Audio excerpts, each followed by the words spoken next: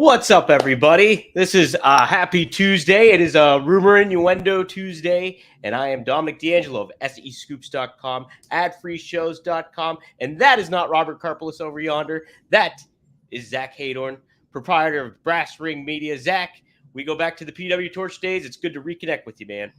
Oh, man, it's great to be here. Loved my time on the show before and pumped to be here today. So thanks so much for having me, man. Absolutely. We got a lot of good stuff to cover when it comes to Raw. Want to get your Oh, yeah. thoughts about The Rock over the weekend, too. He was very vocal this past weekend as well after WrestleMania. Want to give some shout outs to some people. Christopher Zanto says, "Good morning, fellas. What a Raw. Turns, title relinquished, and returns." Let's talk about it, boys. Antonio Santos says, "Good afternoon, everyone, except for the guy that got Jey Uso's way last night." I know, I saw that, too. That was pretty funny. That was crazy. I thought, yeah, well, I mean, what a shot. I'm sure we'll talk about it, but whew, boy, danger or risky because of that Right? kind of thing. But Yeah. it's like it is Raw, so they're embracing the Raw aspect that it used to be. So I kind of like it. Me too. Me too. It's a Blue Chew Tuesday. Oh yes, don't you worry, Benji. We will get to that for sure. And Travis Wadlow says, "Nice to meet y'all." So hey, everybody, good to be here. Zach, let's get to it. Yes, WWE Raw aired last night from Montreal. I can't say it in a French accent, but it was a very newsworthy show in a lot of ways. And they started off with a lot of the big news that Rhea Ripley had to relinquish her title. She's injured. She's going to be on the shelf for months. They leaned into the storyline a little bit about Liv attacking her and being on her revenge tour. Obviously disappointing, considering what Rhea's done with that title and the star that she is. How do you think the execution of it all sort of went to speak? And what do you think about it kicking off Raw in that fashion as well? Well, I think it's smart. I mean, it's smart to kick it off. I mean, look, I think you want Rhea Ripley to feel like she's a really big deal on the show, and that's what you do with big deals on the show. You treat them that way, and she had some big news, and you start with it. I mean, look, it's such a bummer. She had so much momentum going into WrestleMania, coming out of WrestleMania, and so it's a bummer that it happened. But stuff happens. I thought they handled it excellently last night. I thought Rhea Ripley, for being hurt and having to go on the shelf, I thought she cut the promo of her life out there. I mean, that was intense and dramatic with like a hint of like danger. I'm going to kill you, like on the side of it, sprinkled in. I thought she was wonderful there. And, she's going to be a bigger baby face when she comes back than she is right now. So, I mean, like, you don't want to say all silver lining. You never want anybody to get hurt, but all things considered, I thought they checked the boxes. She's primed for a big return. There's plenty of heels for her to work with, Liv Morgan included. So thumbs up. Absolutely. And, it's a great point you make, too, because you think about it. Robert and I were talking about this yesterday, was the fact that it's going to be so hard to keep Rhea Ripley a heel, like in a lot of ways, because it's just she's got so much fans behind her. She's great at being the heel. She like really can embrace it and stuff like that. But the fans are still behind her. So in a certain way, there is a silver lining to this all. I did like it too, that the fact like she gets in the ring and she looks bummed because of obviously who wouldn't be, but she doesn't shed any tears. She leans more into the aspect of, I'm going to kick ass when I get back, and I want to kick ass right now. Bring Liv in here and I'll kick her ass. So good stuff. I liked it, considering the circumstances and all. What do you think's next for Judgment Day? Do you think they position them very well, the faction, as Rhea takes her leave, and Damian Priest sort of about rallying the troops in a lot of ways? Yeah. A little confusing on that front, I'd say, but not on accident either. Like, I don't think it's like a misstep. I think it's part of what they want you to wonder is what is happening here, because Damian Priest, is now that Rhea Ripley's gone, he's the biggest star in Judgment Day, right? He's the world champion to boot. Like, he's gonna be getting a lot of the attention as like the leader of that group. And they aired last night on Raw just like a badass video package for him and his whole career. I Was Poor, and like his journey through the Performance Center, like the promo that they aired of him at his tryout, I thought was so cool. But I mean, a total babyface way to frame him. I mean, how can you root how do you root against the guy after that? Like, you can't. So I think I see, a split between like Priest and Finn Balor coming. I mean, they had a little interaction there yesterday. They are on the same page. To me, like, that's where I'd go with this. And you can get, a series of big matches between Priest and Balor throughout the summer if you want. But that's my inkling, is that when Rhea Ripley comes back, she's not coming back to the same Judgment Day.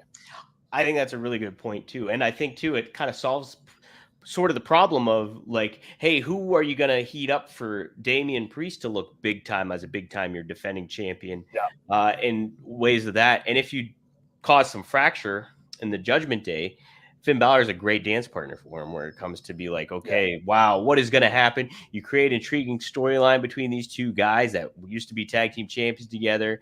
And then you have these outside factors of a JD McDonough and a Dom Mysterio, and who knows what else could come into play moving forward too. I like it too. And, leaning into that a little bit, let me see what else I put on the run sheet for the first half of the show here. But I think overall, when it comes to Rhea Ripley, she's in a very good spot, and despite those circumstances. And obviously, we had another big thing that went down in the main event was Sami Zayn taking on Chad Gable in a good match.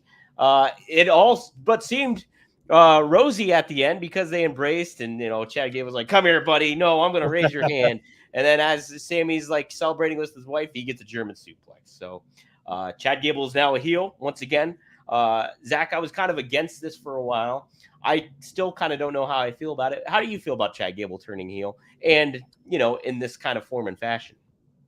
Well, yeah, I mean, I'm mixed. I have mixed feelings on Gable as a heel because he's one of those guys that's just I think he's natural, kind of, not that he can't be annoying and smarmy and all those things that you need to be a heel. I think he can play the part, right? But I think his natural charisma is like that of somebody that you want to root for, and he's undersized too. So like that always helps as a baby face. So I don't know. We'll have to see like where they take this thing. I think he probably needs a couple heaters around him in order to really like make the heel turn like work. We'll have to see. The execution of what they did yesterday, thumbs up, because it was unique, man. I mean, like in the past, like you'd have the heel turn and he'd like, raise Sami Zayn's hand and then clothesline him from behind, right? And here, like, you had like some depth to this. Like, hey, I'm gonna raise your hand, good match. I'm not happy, and then I'm gonna get a little upset though when I watch you celebrate with your family the way I didn't celebrate with mine. Yeah. And now you're going down. And then the way that they shot it with him just coming like out of nowhere seemingly, and for the German suplex and Sammy's like clawing at his wife to try to like grab her. It was perfect in that regard. And like nobody can sell that type of thing the way Sami Zayn can. I mean, it's in his hometown, like, so it played perfectly. I thought it had a good night for its first night. We'll have to see what happens here, but it's a good start. Right. Yeah. I'm bummed that Gable turned heel, but they have certainly like positioned it in the right fashion. And yeah, it's like, hey, it's not like this immediate heel turn where like, oh, I lost and now I'm angry. Yes. There was that beat in between where it's like he could have just turned heel in between that beat. He didn't plan that on beat. Yeah, and so that was different. And so that kind of does add some layers to it. He, to your point, Gable was great as an obnoxious heel, but I really see him as that fighting kind of underdog where it's like, he's got that strength and power almost in that new Daniel Bryan role in certain ways. And, I'm kind of bummed that they're not going into that direction in a lot of ways. But, there is some intriguing stuff going on when it comes to like Otis, what's going to happen with Otis? How is that going to go in and all that? So there's some stuff going into there. And yeah, I mean, we'll see how it goes with Sami as his Intercontinental Championship run. I always thought, even at WrestleMania, that he shouldn't have won the title. I thought Gunther should have kept it, but we'll see how it goes. How did you feel about that too, real quick? Yeah, I mean, tough tough putt to sink, so to speak. I Yeah. like it's one of those things where I think like Gunther brought that title up so high Hmm. and elevated it so much that it was easy to forget that it is a mid card title.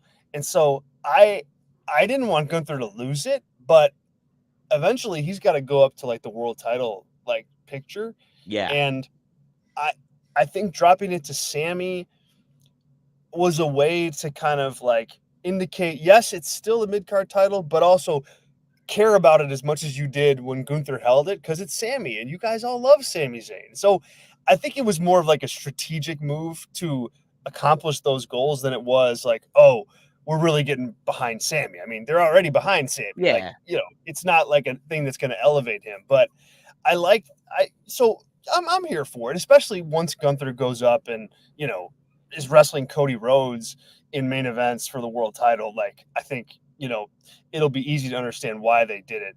I How about that shot yesterday with Jey Uso like leaving the ring, and then they got him all the way, no cuts, all the way outside the building where he's meets up with Sami Zayn, who then walks in all the way. Right. Like, what are we seeing here, Who's man? I the mean, like, this is Scorsese like fan back new age there? wrestling production. Yeah. Who's the Scorsese fan? Somebody's a huge advocate of Goodfellas and that scene that's like, let's lean into it. I love that stuff too. I just love it. It's like, yeah, just the fans kind of like reaching out to, smack the hand of Jey Uso and just the chaos that's all around there. But you're Yeah. embracing the fandom of the WWE quote unquote universe, but you also have these guys playing into a storyline and being their characters and stuff like that. It's a really, really unique, creative choice. I love it. I'm all for it. And they pick and choose the moments when to do it too. So it's like, Yeah. keep that uniqueness going. Keep taking those risks and just having fun with it because it is fun. It is like you're like, what the hell is Sammy looking at up there? It's like, is it Kevin Owens up top, like, or what's going on? Right. And so, just some neat aspects. I liked it a lot Yeah. too. The If you fact want, yeah, go ahead. oh, sorry, I was just gonna say the fact that it's fresh, man. For 30 years, we've seen this produced the same way, night in and night out, forever. Uh, and now even like a little hint of fresh is good. So thumbs way up for me. Go ahead with I'm the read. 100% for it. I think what they're doing is very creative and just very, think just well executed. And hey, you guys want a fresh perspective in the bedroom? Guess what? This episode is sponsored, by Blue Chew. Let's talk about sex, guys. Remember the days when you were always ready to go? Now you can increase your performance and get that extra confidence in the bed. Listen up, BlueChew.com. You want to bump up from the mid card to main event? Blue Chew is a unique online service that delivers the same active ingredients as Viagra, Cialis, and Levitra, but in chewable tablets at a fraction of the cost. You can take them anytime, day or night, so you can plan ahead or be ready whenever an opportunity arises, like suplexing Sami Zayn at the end there. The process is simple. Sign up at BlueChew.com, consult with one of those licensed medical providers, and once you're approved, you'll receive your prescription within days. Hey, the best part about it, it's all done online. So no visits to the doctor's office, no awkward conversations, and no waiting in line at the pharmacy. Blue Chew tablets are made in the US of A and prepared and shipped direct to your door, so in a discreet package too. You could be missing out on the best sex of your life. Blue Chew wants to help you have better sex. Discover your options at bluechew.com. Chew it and do it. And we've got a special deal for our listeners. Yes, we do. Try Blue Chew free when you use our promo code RUMOR at checkout and just pay $5 shipping. That's bluechew.com, promo code RUMOR to receive your first month free. Visit bluechew.com for more details and important safety information. And hey, we thank Blue Chew for sponsoring the podcast. Hey, so you hinted to that. Jey Uso took on Finn Balor, incorporated what we were talking about with the Judgment Day and certain aspects like that. What did you think of Jey Uso and Finn? They're pretty good with one another, I think, and I'm excited to see Jay kind of in this role as like, hey, I'm the first challenger for Damian Priest. And I am too. I'm really intrigued as to like what he can do, like kind of at that world title level. Um, you know, he's a guy that just has the audience on his side, constantly. And so, for heels, it's really easy to work with Jay. And I think if, for this part of the Judgment Day story. Like they're not fully pivoting Damian Priest just like that. So they need like a strong babyface for him to work with right now. I think that Jay fits the bill. Like I don't think he's going to win the title here, but you know, I also just don't know that that's his role. Like, I think his role is to be what he's doing now. Like, he can go up and wrestle for the world titles. He can go down and wrestle for intercontinental titles. He's got the bloodline thing constantly hovering around. I mean, he's selling merch like it's nobody's Right? business. Like, I think Jay is just fine, doing what he's doing. And he's a big single star. This is a good.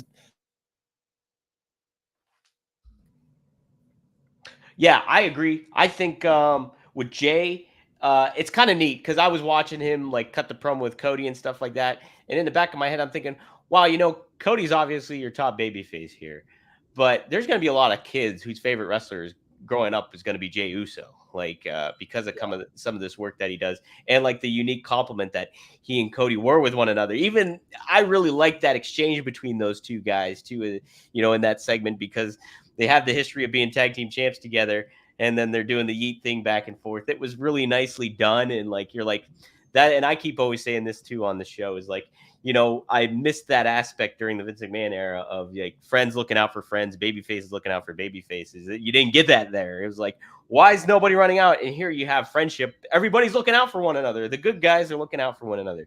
And so, yeah, Jay being in that role, I think he fits just fine there. And he doesn't have to hold the title to be a top star for them. And he's a good start off for Damien, I think.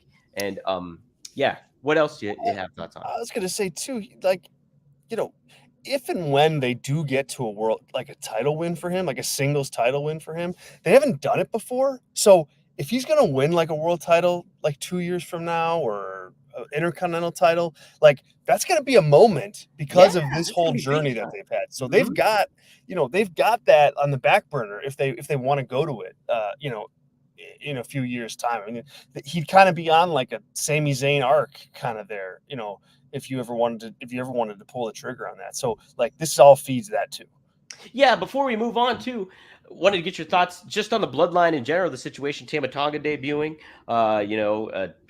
seemingly just kicking Jimmy out of it all. And where would you put Jimmy back together with Jay? What would you do? Keep them apart? Would you further certain things? I mean, the draft's coming up. There's a lot of options going on. Boy, yeah, there's a lot of balls in the air as far as that goes. Like I like the angle on Hmm. SmackDown. I mean, I thought that like they're going to continue with this bloodline thing. It's going to be different, and I think they're positioning, Roman and Solo, on opposite sides of one another. That's going to be interesting, like Solo with his bloodline and, Roman with his. And like, I think there's such a story with the like coming together of Jay, Jimmy, and Roman again.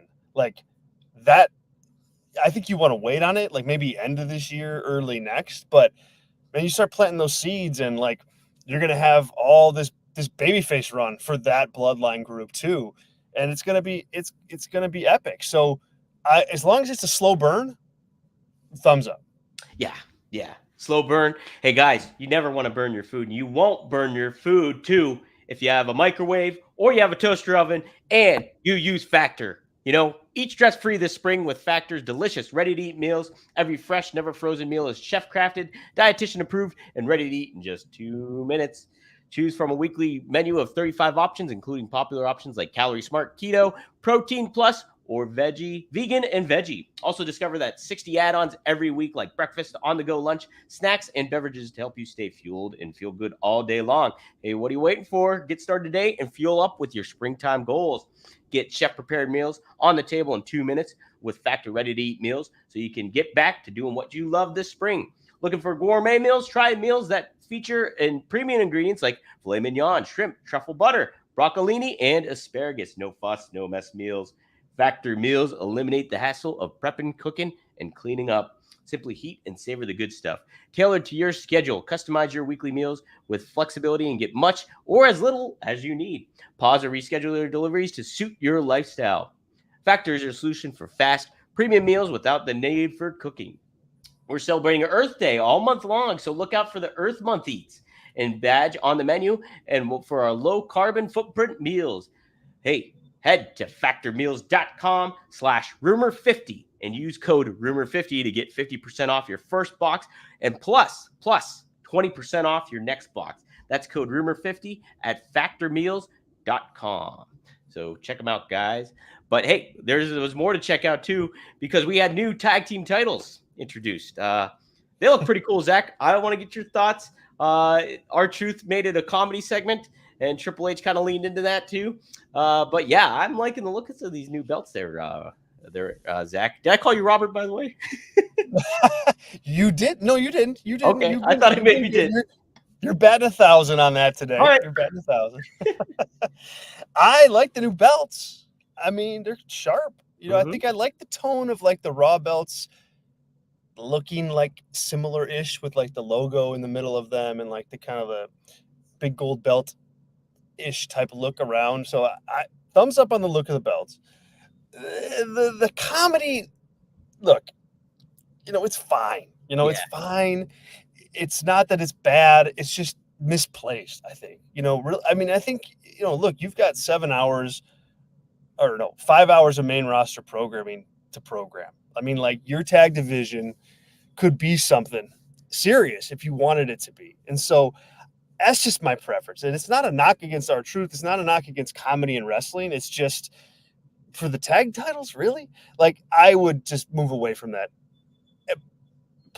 And the last thing I'll say is the WWE right now is doing a major retcon of Awesome Truth. Like they're treating these guys like they were like a legendary tag team for like a month, like whatever, however many years ago.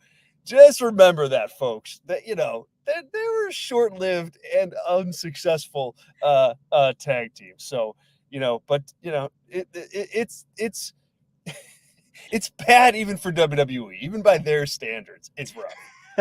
Yeah, it's a little bit of an adjustment, a little audible, you know, in regards to revisionist history stuff, I think a little bit. But yeah, R-Truth is great in the comedy role. I do agree with you that it was like kind of fell out of place in that certain moment and stuff like that in comparison to like last week where they had a lot of fun with it and did a good job with it.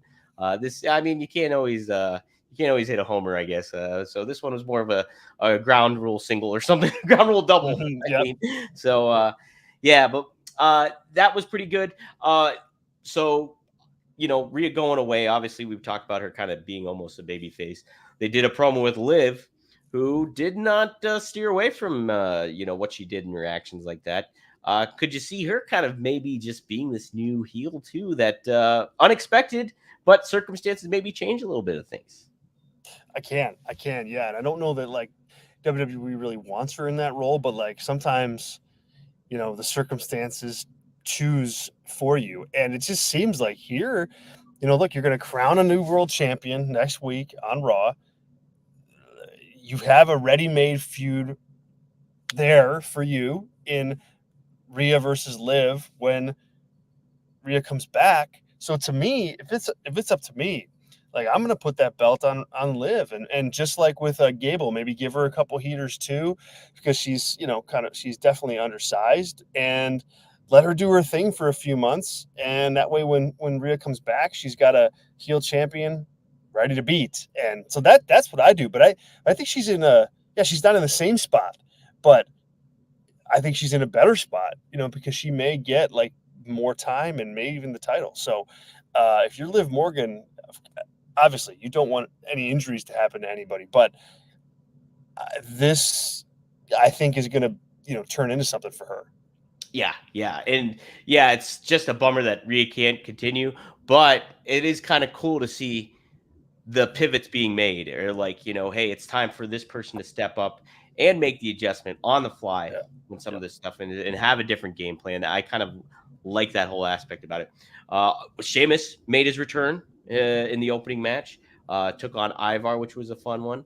Where are you going to go with Sheamus here, Zach? He's a legacy star here at this point, but he's got one more title to achieve too. Lots to kind of do with him still, I think. It's crazy to see Sheamus as a legacy star all these years. Right. Yes. And it's just, I guess we're old, or I'm old, but We're all old. I mean, yeah. I mean, he's a good like talent that's kind of in the Jey Uso camp for me, where it's like he can go up.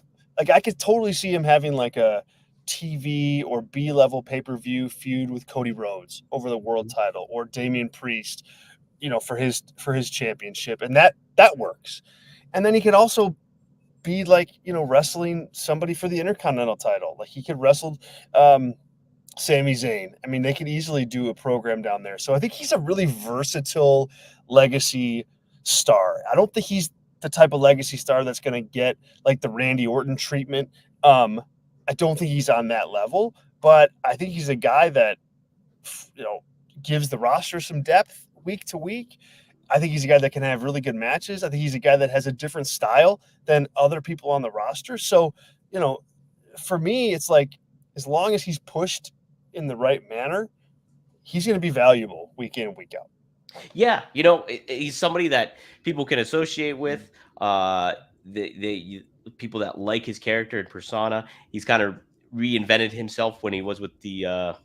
I can't think of the name. What's the names of the Broad Street Bullies? I know it's not that. Oh yeah. Oh my God. The Fight Club, Friday Fight, the whatever it may be, the Miscreants. I don't know. Help us out, chat. If we know. I can't remember, but no, I'm with you too.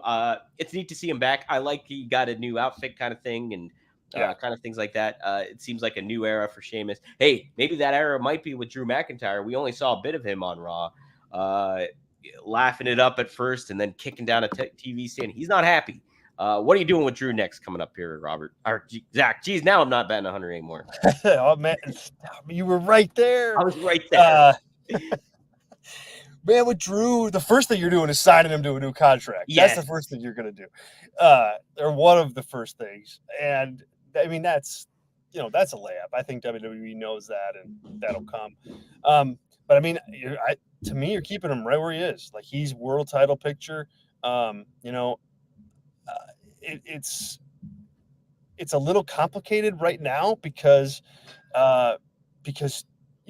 he's on the same show as Damian Priest, who's trying to be a heel champion at the same time. So my guess is with Drew, we see some movement in the draft. Like I can see him being a Cody Rhodes opponent, at some point this summer. So my guess is that they end up on the same brand. Drew ends up away from Damian, and we get some kind of title match, some kind of big program over the summer for Drew. But I mean, he's been such a hit, man. Like you can't take him off television or anything like that. So you sign him, and then you keep pushing him. Yeah, 100%. Hey, we got an answer here, Zach. It's the Brawling Brutes. Right. There we go. Thank you, Eric. Thank you, Eric. Thank you, Lou, too. Lou also chimed in with that. So, yeah. Overall, though, what'd you think of Raw? Was it, did it deliver for you? Did it create some intrigue for you for what's going to happen in the weeks to come? And I know the draft shakes everything up. So it's like, hey, we don't know where some of these chess pieces are going to fall. But what'd you think of Raw there, Zach? I thought it was a good show. I mean, I really did. And I think it's especially a good show given the circumstances of the draft hovering around. Like they're not going to sink a lot of time and energy into like building like major storylines right now because they're going to reshape everything in just a couple weeks. And so normally you see these shows kind of drag a bit because it's like, oh man, like we just got to get to the draft. We just got to get here. We just got to get there. This wasn't that. And so I think that's a big step in the right direction.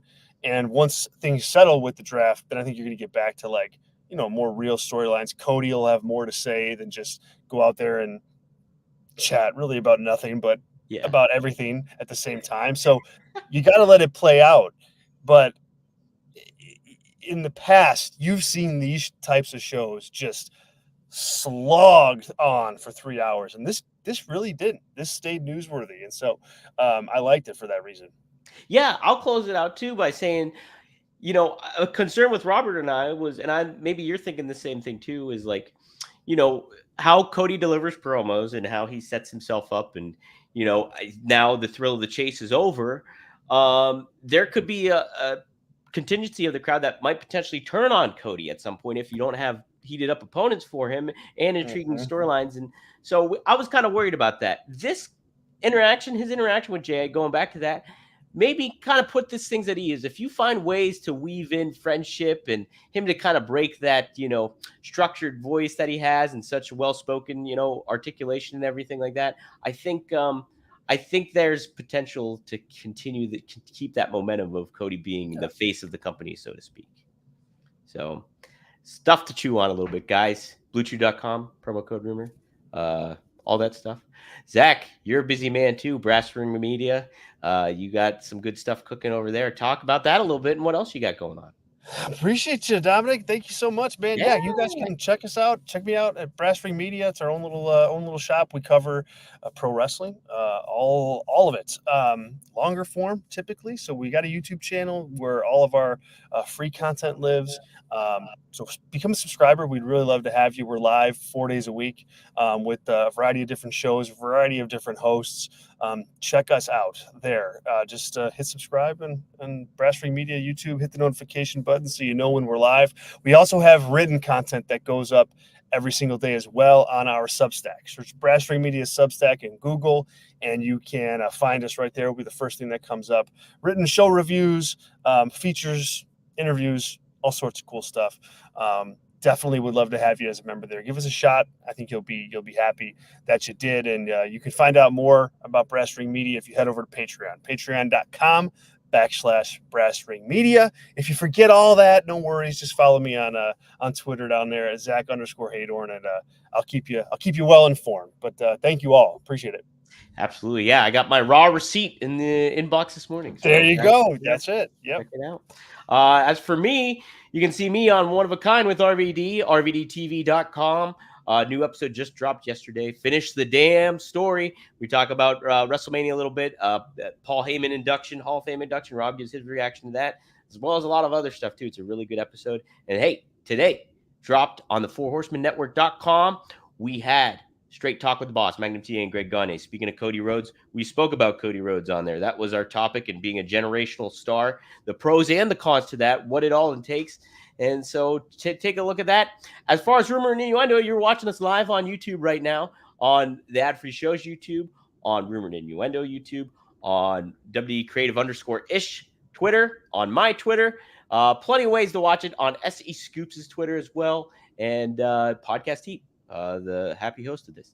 So, guys, it's been good stuff. Zach, it's such a pleasure to have you back. We're going to continue. You're going to Wally Pip one of us. One or the other, it's going to happen, I think. What's going to happen. So, hey, man, thanks for having me. I appreciate it. I love doing the show. Love what you do at Ad Free Shows and everywhere else. So, cheers. And, I'll be ready whenever you need me. All right. We're just a couple of miscreants here. Hey, everybody. I just want to wish you all good luck